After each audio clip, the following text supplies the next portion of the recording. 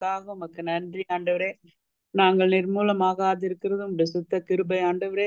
ஒவ்வொரு நாள் எங்களை பராமரித்து போஷித்து பாதுகாத்து வழிநடத்தி வருகிற உம்முடைய பெரிதான கிருபைக்காக நன்றி செலுத்துகிறோம் அப்பா. இப்பொழுதும் கூட உம்முடைய வேத வசனங்களையும் ஆண்டவரே, இந்த தேவதாசனுடைய வாழ்க்கையை நாங்கள் தியானிக்கும் போது ஆவியானவர் தாமே ஆண்டவரே, நாங்கள் கேட்கிறவர்களாய் மாத்திரமல்ல, அதன்படி நடக்கிறவர்களாய் எங்களை ஒவ்வொருவரையும் மாற்று தாழ்த்தி உம்முடைய கரத்துல ஒப்பு கொடுக்கிறோம். நீரே மகிமைப்படும். இயேசுவின் நாமத்தில் ஜெபிக்கிறேன் நல்ல பிதாவே, ஆமென். எல்லாருக்கும் பிரைஸ் தி லார்ட். இன்னைக்கு நம்ம பாப் பியர்ஸ் அப்படின்னு சொல்லி ஒரு தேவதாசனை குறித்து நம்ம படிக்க போறோம். ಎಲ್ಲರಿಗೂ ಪ್ರೈಸ್ ಲಾರ್ಡ್. ಇವತ್ತು ದೈವ ಸೇವಕರಾದ ಬಾಬ್ ಪ್ರೈಸ್ ಬಗ್ಗೆ ನಾವು ನೋಡ್ಲಿಕ್ಕಿದ್ದೇವೆ. அவருடைய வாழ்க்கை 1914 வருஷத்துல இருந்து 1976 வருஷம் வரைக்கும் அவர் இந்த உலகத்துல இருந்து அவர் ஜீவித்து ஆண்டவருக்காக பல காரியங்களை செய்தார். ಅವರು ಬಂದು ಜನನವಾಗಿದ್ದು 1914ರಿಂದ 1976ವರೆಗೆ ಜೀವಿಸಿ ಅವರು ಸೇವೆಯನ್ನು ಮಾಡಿ ಹೋಗಿದ್ದಾರೆ. அவர் அக்டோபர் 8ஆம் தேதி 1914 கலிபோர்னியால ஒருவர் பிறந்தார். அவர் ಬಂದು 1914ರಲ್ಲಿ கலிபோர்னியாದಲ್ಲಿ ಹುಟ್ಟಿದ್ರು. ஒரு கிறிஸ்தவ வீட்டுலதான் அவர் வளர்க்கப்பட்டார். சிறு வயதிலேயே கிறிஸ்துவை ஏற்றுக்கொண்டார். ಅವರು ಬಂದು ಒಂದು ಕ್ರೈಸ್ತ ಮನೆಯಲ್ಲಿ ಅವರು ಜೀವಿಸಿದರು. ಅವರು ಬಂದು ಕ್ರೈಸ್ತನಲ್ಲಿ ಬೆಳೆದರು. அவரு சின்ன வயசுலயே, அதாவது வாலிப வயதிலேயே அவர் ஒரு சுவிசேஷகராகவும் ஒரு நல்ல ஒரு பேச்சாளராகவும் தன்னுடைய வாழ்க்கையை அவர் தொடங்கினார். அவர் ಬಂದು ಚಿಕ್ಕ ವಯಸ್ಸಿನಿಂದನೇ ಅವರು ಬಂದು ಒಂದು ಕ್ರೈಸ್ತನಲ್ಲಿ ಇದ್ದರು. ಒಳ್ಳೆ ಒಂದು ದೈವ ಸೇವಕನಾದರು ಮತ್ತು ಒಳ್ಳೆ ಮಾತಾಡ್ಲಿಕ್ಕೆ ಅವ್ರಿಗೆ ಒಂದು ಅವಕಾಶ ಇತ್ತು. உலகம் முழுவதும் உள்ள இந்த யூத், அதாவது இளைஞர்களுக்கு அவர் பிரசங்கம் பண்ணார். ಎಲ್ಲ ಲೋಕದಲ್ಲಿರುವ ಎಲ್ಲ ಯವನಸ್ಥರಿಗೆ ಅವರು ಪ್ರಸಂಗ ಮಾಡಿದ್ರು.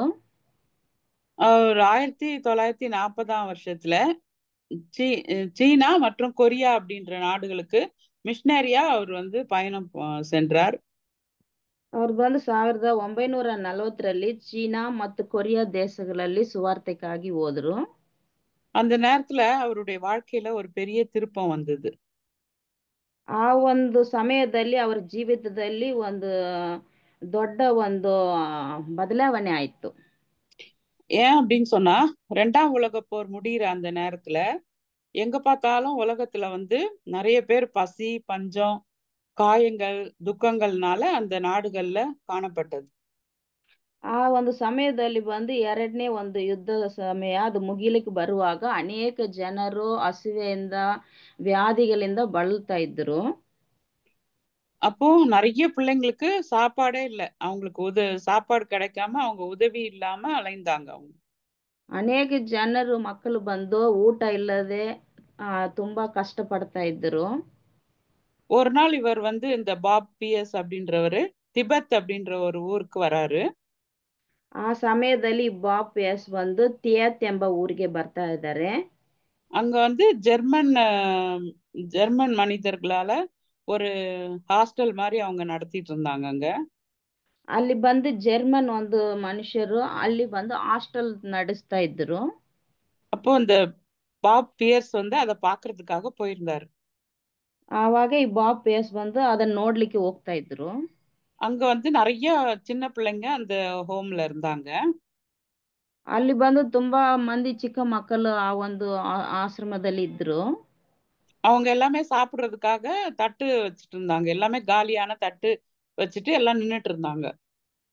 ಅಲ್ಲಿ ಎಲ್ಲರೂ ಮಕ್ಕಳು ಖಾಲಿಯಾದ ಪ್ಲೇಟ್ ಅನ್ನು ಇಟ್ಕೊಂಡು ನಿಂತ್ಕೊಂಡಿದ್ರು. அத பார்த்து அந்த பாப் பியர்ஸ் கேக்குறாரு அந்த சகோதரிங்க கிட்ட, தட்டு வச்சிருக்காங்களே சாப்பாடு இல்லையா அப்படின்னு கேக்குறாரு.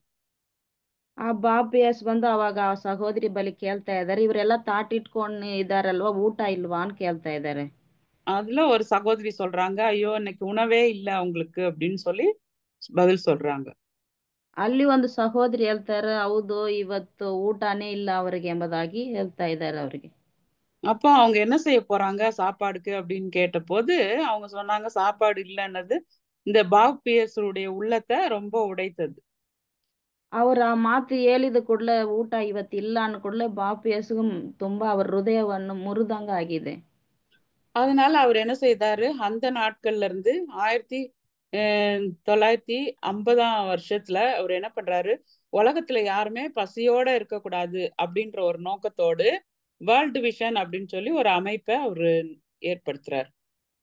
ಆವಾಗ 1950ರಲ್ಲಿ ಲೋಕದಲ್ಲಿರುವ ಯಾವ ಜನರು ಹಸಿವೆಯಿಂದ ಇರಬಾರದು ಎಂಬುದಾಗಿ ಅವರು ನೆನೆಸಿ ಓಲ್ಡ್ ವಿಷನ್ ಎಂಬುದಾಗಿ ಒಂದು ಸಂಸ್ಥೆಯನ್ನು ಪ್ರಾರಂಭ ಮಾಡ್ತಾರೆ. அப்புறம் ஒரு சமாரியன் பர்ஸ் அப்படின்னு சொல்லி அந்த ஒரு அமைப்போடு சேர்ந்தும் அவர் வந்து ஊழியம் செய்யறாரு. சமாரியா ஆண்டி இன்னொரு வாட்டி சொல்லுங்க. சமாரியன் பர்ஸ் அப்படின்னு சொல்லுவாங்க. அந்த சமாரியா ஒரு பர்ஸ் அமைப்பையும் ಎಂಬುದಾಗಿ அதன் மூலமா ஊழியம் செய்யறாரு. ಸಮಾರಿಯ ಪರ್ಸ್ ಎಂಬುದಾಗಿ ಇನ್ನೊಂದು ಸೇವೆಯನ್ನು ಅವರು ಪ್ರಾರಂಭ ಮಾಡ್ತಾ ಇದ್ದಾರೆ. இன்றைக்கு கூட இந்த ஊழியம் வந்து எல்லா ஊர்லயும் நடந்துட்டு இருக்குது. ಇವತ್ತು ಕೂಡ ಸದಾ ಈ ಒಂದು ಸೇವೆ ಎಲ್ಲಾ ಊರುಗಳಲ್ಲಿ ನಡೀತಾ ಇದೆ. எத்தனையோ லட்சக்கணக்கான பிள்ளைங்க மக்களுக்கு அது வந்து சாப்பாடு உணவு அளிக்குது. ಎಷ್ಟೋ ಲಕ್ಷದ ಗಟ್ಟಲೆ ಜನರು மக்களை ಇವತ್ತು ಸಹ ಆಹಾರವನ್ನು ಕೊಡ್ತಾ ಇದ್ದಾರೆ. அவங்களுடைய உடைகள், தங்குமிடம், அவங்களுக்கு இருக்கிறதான எல்லா மருத்துவ உதவிகள் எல்லாமே வழங்குது அது. ಅವ್ರಿಗೆ ಬೇಕಾದ ಒಂದು ವಸ್ತ್ರ ಮತ್ತು ಆಹಾರ ಮತ್ತು ಔಷಧಿ ಉಪಚಾರ ಎಲ್ಲ ಇವಾಗಲೂ ನಡೀತಾ ಇದೆ. எதுக்காக இதெல்லாம் அவங்க செய்யறாங்க அப்படின்னு சொல்லி நம்ம பார்த்தோம்னா, இயேசு கிறிஸ்துவனுடைய அன்பை தன்னுடைய செயல்கள் மூலமாக அவங்க வந்து காட்டுறதுக்காக இந்த ஊழியத்தை அவங்க செய்யறாங்க. ಎದಕ್ಕಾಗಿ ಈ ತರ ಎಲ್ಲ ಇವರು ಮಾಡ್ತಾರೆ ಎಂಬುದಾಗಿ ನಾವು ನೋಡುವಾದರೆ ಯೇಸು ಕ್ರಿಸ್ತನ ಒಂದು ಪ್ರೀತಿಯನ್ನು ಅವರು ಅನೇಕ ಮಂದಿಗೆ ಅವರು ತೋರಿಸಲಿಕ್ಕೆ ಮತ್ತು ಅವ್ರಿಗೆ ಕೊಡ್ತಾ ಇದ್ದಾರೆ ದೇವರ ಪ್ರೀತಿಯನ್ನು. பாப் பியர்ஸ் போல இன்றைக்கும் அவர் தான் மட்டும் இல்லாம நிறைய பேரை என்ன பண்ணாரு, இந்த ஊழியத்தை செய்யும்படியா அவரோடு கூட நிறைய பேர் எழுப்புனாங்க. ಬಾಪ್ ಯೇಸು ಬಂದು ಅವರು ಮಾಡುವ ಈ ಸೇವೆಯಲ್ಲಿ ಇನ್ನೂ ಅನೇಕ ಜನರನ್ನು ಕೂಡ ಅವರು ಸೇವೆ ಮಾಡ್ಲಿಕ್ಕೆ ಅವರು ಒಂದು ಪ್ರಯತ್ನ ಪಟ್ರು. சரி, இவருடைய வாழ்க்கையில இருந்து நம்ம எந்த வகையான வழியில உதவி செய்ய முடியும் மற்றவர்களுக்கு அப்படின்னு சொல்லி நம்ம யோசிச்சு பார்க்கணும். ನಾವು ಸದಾ ಈ ರೀತಿ ಸೇವೆ ಮಾಡ್ಲಿಕ್ಕೆ ನಮ್ಮಿಂದ ಏನ್ ಆಗ್ತಾವೆ ಎಂಬುದಾಗಿ ನಾವು ಕೂಡ ಸ್ವಲ್ಪ ಯೋಚನೆ ಮಾಡಿ ನೋಡ್ಬೇಕು. நம்ம கூட கிறிஸ்துவுக்காக என்ன பண்ணலாம், சிறு பிள்ளைங்களுக்கு, வாலிபர்களுக்கு சுவிசேஷத்தை நம்மளால இந்த காலத்துல அறிவிக்க முடியும். ನಾವು ಸದಾ ಇವಾಗಲೂ ಚಿಕ್ಕ ಮಕ್ಕಳಿಗೆ ಮತ್ತೆ ಯವನಸ್ಥರಿಗೆ ಸುವಾರ್ತೆ ಸಾರಲಿಕ್ಕೆ ನಮಗೂ ಸಾಧ್ಯವಾಗ್ತವೆ. பாப் பியர்ஸ் வந்து நிறைய என்ன பண்ணாருன்னா, அந்த யுத்தம்லாம் நடக்கும்போது பாதிக்கப்பட்ட அனாதைகள், அவங்க வந்து யாருமே உதவியற்றவர்கள் மீது அவருக்கு ஒரு இரக்கம் வந்துச்சு. எல்லாம் பார்த்த உடனே அவங்க மேல ஒரு இரக்கம், கருணை வந்தது. ಬಾಪ್ ಯೇಸು ಅವರು ಕೂಡ ಈ ಯುದ್ಧದಲ್ಲಿ ಅನೇಕ ಮಂದಿ ಅನಾಥರು, ಗಾಯ ಹೊಂದಿದವರು, ದಿಕ್ಕಿಲ್ಲದವರನ್ನು ಅವರು ನೋಡುವಾಗ ಅವರ ಮೇಲೆ ಕನಿಕರ ಪಟ್ಟು ಅವರಿಗೆ ಸಹಾಯವನ್ನು ಮಾಡಿದರು.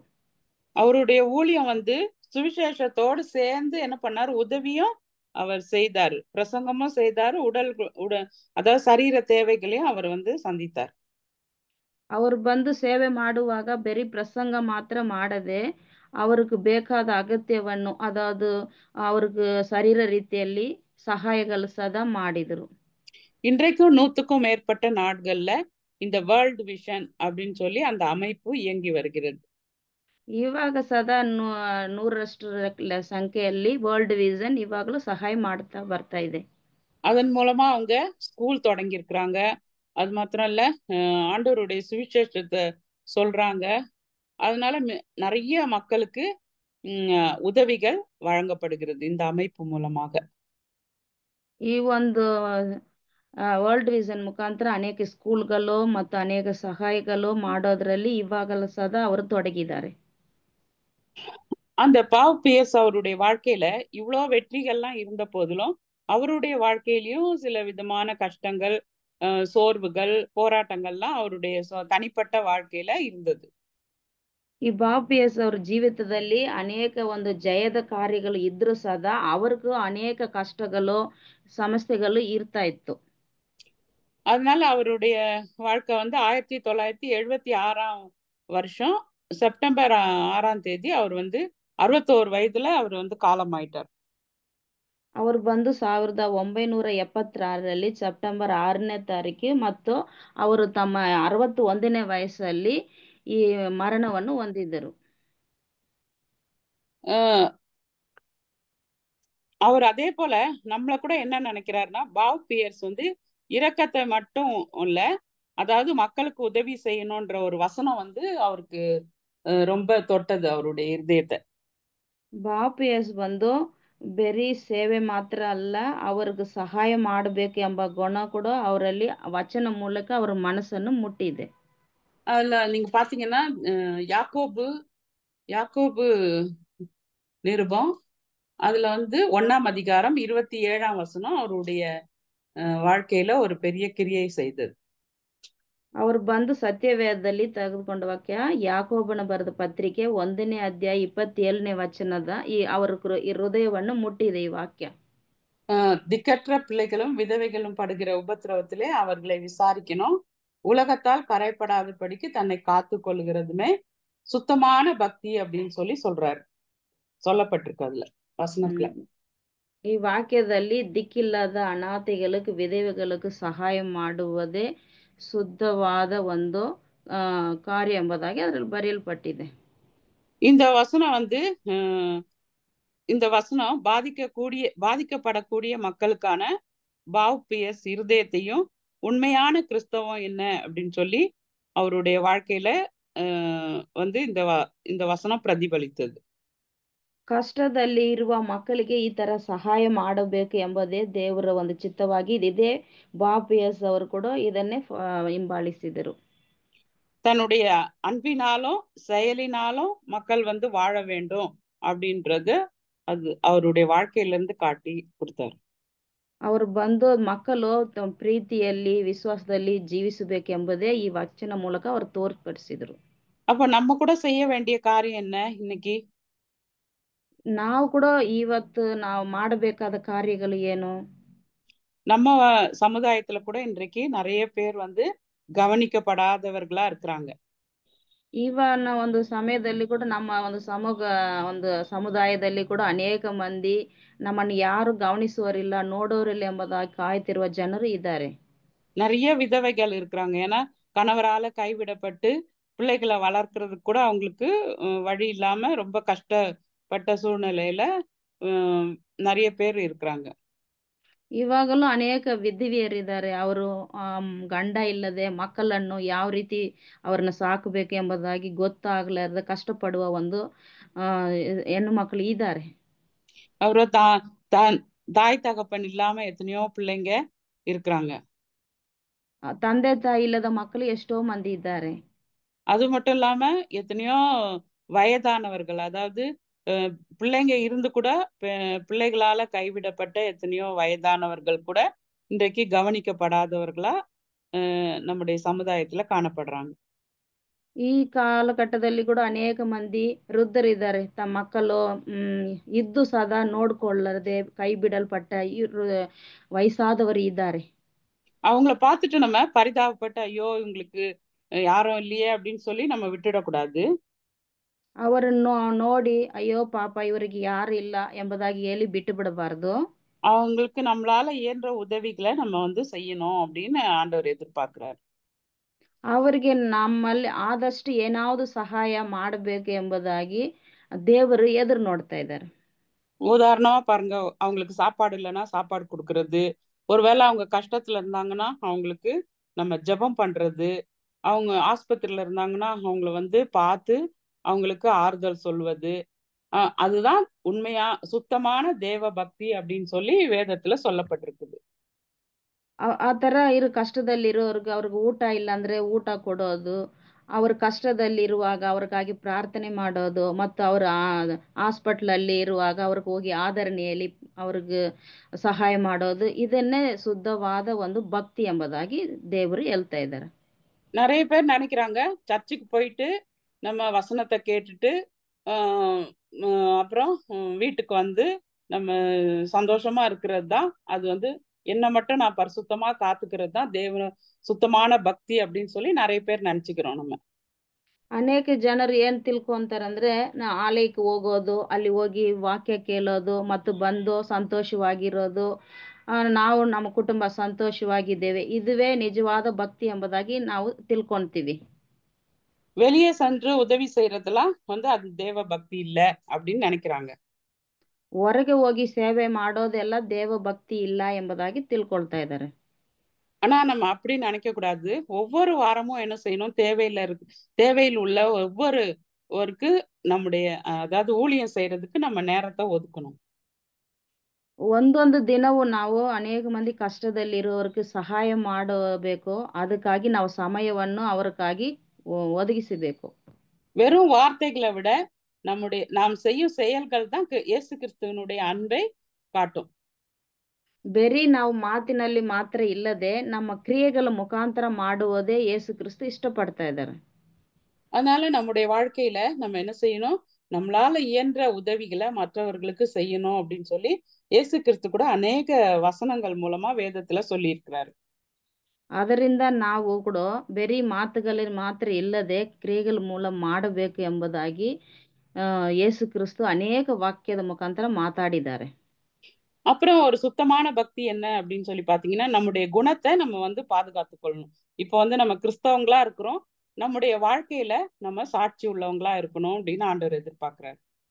ಮತ್ತೆ ಎರಡನೇದು ಏನಂದ್ರೆ ನಮ್ಮ ಗುಣವನ್ನು ಮನಸ್ಸನ್ನು ಶುದ್ಧವಾಗಿ ಇಟ್ಕೋಬೇಕು.